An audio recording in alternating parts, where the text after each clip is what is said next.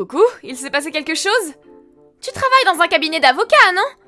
Oui, enfin, je suis que la secrétaire, pourquoi? L'avocat chez qui tu travailles, il s'occupe souvent de divorces?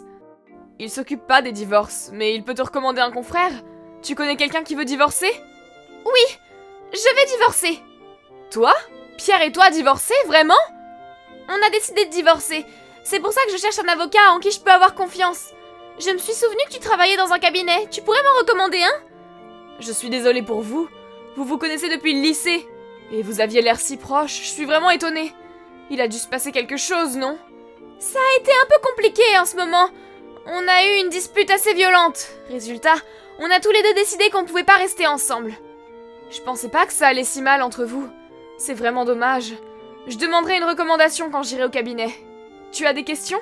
Sur ce qu'il faut avant le divorce, par exemple? Ou sur la répartition des biens? Je demanderai pour toi, ça ira plus vite. J'ai une question, oui. J'aimerais en savoir plus sur les dédommagements et intérêts qu'on peut recevoir en cas de divorce pour faute. Tu veux que Pierre te donne de l'argent? Il t'a trompé? Il a pas fait ça. J'y crois pas. Non, c'est pas lui. C'est moi qui l'ai trompé. Sérieusement? C'est toi? Tu l'as trompé? Oui. Il l'a découvert hier, c'est pour ça qu'on s'est disputé très violemment. Et on a décidé de divorcer. Donc en gros, tu veux savoir combien ça va coûter, c'est ça? Je veux savoir combien coûtent les dommages et intérêts. J'ai fait des recherches, mais c'est un peu flou. J'aimerais bien qu'il soit le plus élevé possible, tu comprends? Ok, je demanderai. Enfin, ça dépendra des négociations avec Pierre et son avocat. Mais attends un peu, je comprends pas pourquoi tu veux que les dommages et intérêts soient élevés. Bah, c'est évident, non? Un divorce amène beaucoup d'autres dépenses, comme le déménagement, etc. On n'a jamais trop d'argent. Et puis, une fois divorcée, je pourrais me marier avec mon copain. Donc je préférerais recevoir le plus d'argent possible. Je travaille qu'à mi-temps, j'ai pas beaucoup d'argent.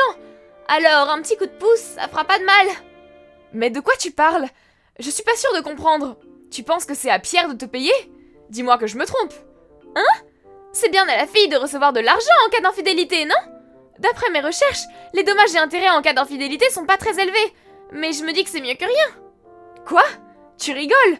Les dommages et intérêts sont payés par la personne qui a été infidèle. En l'occurrence, toi. Quoi? Les femmes doivent aussi payer, même pour un divorce? T'es sûre? C'est à Pierre de payer, non? N'importe quoi. Pierre aura rien à payer concernant ton infidélité. Que tu sois une femme ou un homme, ça a aucune importance. Ah bon? Tu pourrais pas recevoir de dommages et intérêts? Oh non! C'est bizarre quand même. Tu veux pas demander à l'avocat chez qui tu travailles? Je pensais que c'était à la femme d'en recevoir. Comme je t'ai dit, c'est à toi de payer. Je sais que je suis pas avocat, mais quand même, ça me paraît évident. C'est la personne fautive qui doit payer. Tu pensais vraiment recevoir de l'argent alors que c'est toi qui as trompé Pierre? Tu exagères. J'arrive pas à y croire. Je savais pas que je devais payer. Tu penses que je peux annuler le divorce? Comme tu es fautive, ce sera difficile de contester le divorce. Pour être sincère, je pense que t'as aucune chance. C'est Pierre qui a demandé le divorce, c'est ça? Non, c'est moi qui lui ai proposé. La dispute prenait une telle ampleur. Je me suis énervée et je lui ai dit que ce serait plus simple qu'on divorce. Je savais pas que je devrais lui payer des dommages et intérêts. C'est toi la fautive et c'est toi qui t'énerve. C'est le monde à l'envers. T'as vraiment dépassé les bornes, hein? Pourquoi tu t'es énervée? Pierre était en train de me crier dessus, c'est lui qui s'est énervé en premier. Il pleurait en me faisant tout un tas de reproches. J'ai eu envie de me défendre, c'est normal. Pierre était tout à fait en droit de te crier dessus. Comprends-le, savoir que sa femme a des relations intimes avec quelqu'un d'autre, c'est éprouvant psychologiquement. Vous vous parlez encore? Vous êtes tous les deux chez vous? Il est parti quand j'ai commencé à parler de divorce. Je pensais qu'il reviendrait ce matin, mais il est toujours pas là. À mon avis, il est rentré chez ses parents. Donc tes beaux-parents sont aussi au courant. Ils l'ont peut-être dit à tes parents aussi. T'as plus aucun espoir. Oh, je sais pas quoi faire. Tu penses que je peux demander qu'il n'y ait pas des dommages et intérêts à payer? L'avocat peut rien faire pour moi? J'ai dit à mon nouveau copain que je recevrais de l'argent de Pierre. Il va pas être content. Ton copain pourrait t'aider à payer. Si vous voulez vous marier, vous avez besoin de vous entraider. Tu ne penses pas? Je pense pas qu'il voudra. Il va s'énerver, c'est sûr. Mais j'ai presque pas d'économie, moi. Tu penses que je devrais payer combien? Ça dépend vraiment. C'est difficile à dire. Quelques milliers d'euros, peut-être. Je pense pas que ça atteigne des sommes faramineuses. Mais il y a d'autres frais à côté. J'ai pas d'économie, c'est déjà beaucoup pour moi. Je vais me faire gronder. Mais je demanderai à mon copain de payer la moitié.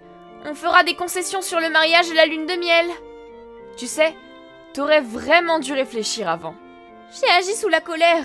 Je pensais pas que la femme devrait payer dans ces cas-ci.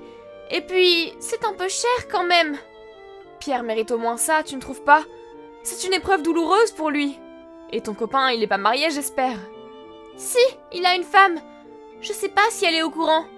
Il a aussi une fille, de 3 ou 4 ans. Vous faites pas les choses à moitié. Ton copain devra aussi payer des dommages et intérêts à sa femme. Et puisqu'ils ont une fille, le montant sera sûrement plus élevé. Tu peux dire au revoir à ta lune de miel. On n'a pas tout cet argent. J'ai pas un salaire élevé, moi. Si on peut vraiment pas payer, on n'est pas obligé, si? Bien sûr que si. Si vous ne pouvez pas payer ou que le paiement est en retard, je pense que ce sera prélevé de votre salaire. Et comme ton copain a une fille, il devra lui payer une pension alimentaire pendant des années. Même quand elle sera majeure, si elle fait des études ou qu'elle recherche un emploi. Tu penses à ton mariage et à ta lune de miel, mais moi, je serais vous, je penserais plutôt à vos dépenses quotidiennes. Tu es sûr qu'on peut vraiment rien faire d'autre? L'avocat que tu me recommanderas est habitué au divorce, non? Il peut pas annuler le plus de frais possible? Il y a des limites, même pour un avocat réputé. D'ailleurs, ça va être compliqué de te défendre. Je sais même pas si quelqu'un voudra être ton avocat. Pourquoi ça m'arrive à moi? Fais quelque chose, cherche un avocat qui a jamais perdu une affaire. Je sais pas si ça existe. Et je pensais pas que ce serait à ce point compliqué. Comme on dit, on récolte ce que l'on sème. Tu devrais abandonner et trouver un moyen de faire plus d'argent. Tu sais quoi? Laisse tomber, je vais chercher un avocat moi-même puisque tu sers à rien. Salut! Attends un peu, oublie pas de t'excuser à Pierre, d'accord? Salut, c'est Pierre. Oh, ça fait longtemps? Comment tu vas? Valentine m'a tout raconté. Elle t'a causé quelques problèmes apparemment. Désolée pour tout ça. Enfin, les choses commencent à s'apaiser un peu. D'accord, c'est bien alors. Enfin, je suppose. Ça s'est terminé comment? Si tu veux en parler, évidemment. J'avoue que ça me travaillait un peu toute cette histoire. Justement, je voulais te raconter ce qu'il s'est passé. Je pensais pas que Valentine était comme ça. C'est marrant de voir à quel point on connaît mal la personne avec qui on est tous les jours. Qu'est-ce qu'elle a fait encore? On s'est vus pour parler du divorce. Elle était accompagnée de son amant. J'ai aussi invité leurs parents à tous les deux, et sa femme à lui. Quand Valentine l'a vue, elle lui a crié dessus en la traitant de voleuse de copains. C'est vraiment le monde à l'envers. Il y avait aussi vos avocats, non? Il y avait mon avocat. Et d'ailleurs, elle lui a aussi crié dessus dès qu'elle l'a vu. Elle lui a dit de partir parce qu'elle n'avait pas d'avocat. Non mais, c'est quoi cette logique? Je vois que ça a bien commencé. Une fois qu'on a réussi à la calmer, on a parlé du divorce et de la répartition des biens. Ah, et des dommages et intérêts, évidemment. Elle a rétorqué qu'elle et son amant avaient arrêté de travailler et qu'ils pouvaient pas payer. Ils ont démissionné? Et tous les deux en plus? Elle m'a dit que vous avez parlé, et que tu lui avais dit que s'ils pouvaient pas payer, les frais seraient prélevés sur leur salaire. Tu sais à quel point son imagination est débordante. Elle s'est persuadée que s'ils n'avaient pas de salaire, on ne pourrait pas leur prendre d'argent. Elle était sûre d'elle. C'est quoi cette logique? En tout cas, elle est courageuse de démissionner maintenant, on ne peut pas lui enlever ça. Mon avocat lui a donc expliqué que ça ne changerait rien, et qu'il paierait d'une manière ou d'une autre. Elle a répondu qu'elle paierait, mais qu'on devrait attendre qu'elle trouve un avocat, parce que la situation était injuste pour le moment, ce qui est vrai. Alors on a accepté.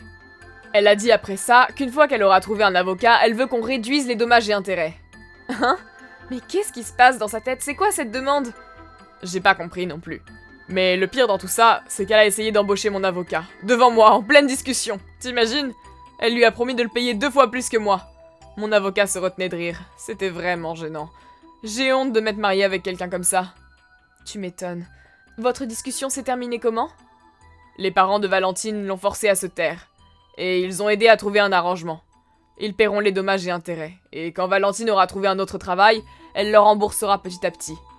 Son amant a décidé qu'il vendra tout ce qu'il peut pour se faire de l'argent. Et qu'il paiera lui-même les dommages et intérêts à sa femme. Il a dit qu'il pourra aussi payer la pension alimentaire en se serrant la ceinture. Alors on a signé les papiers. Bon, ça s'est bien terminé finalement. Mon pauvre, ça a dû être difficile pour toi. Je suis fatiguée. Pas physiquement, mais moralement. J'avais l'impression qu'on parlait 2 langues différentes. Tu vas faire comment, toi? Tu vas continuer à vivre dans la même maison? Non, je vais déménager. La maison est trop grande pour y habiter seule.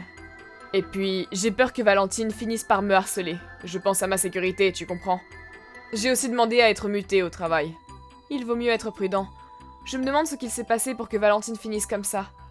Je suppose que l'infidélité rend fou. Enfin, je vais rester au calme pendant un moment pour pouvoir digérer toute cette histoire. Merci de m'avoir écouté. Pas de problème. Je dois avouer que j'étais curieuse. Tu as raison en tout cas. Prends du temps pour te retrouver. Merci. Bref, je dois préparer mon déménagement. Je te laisse. Salut.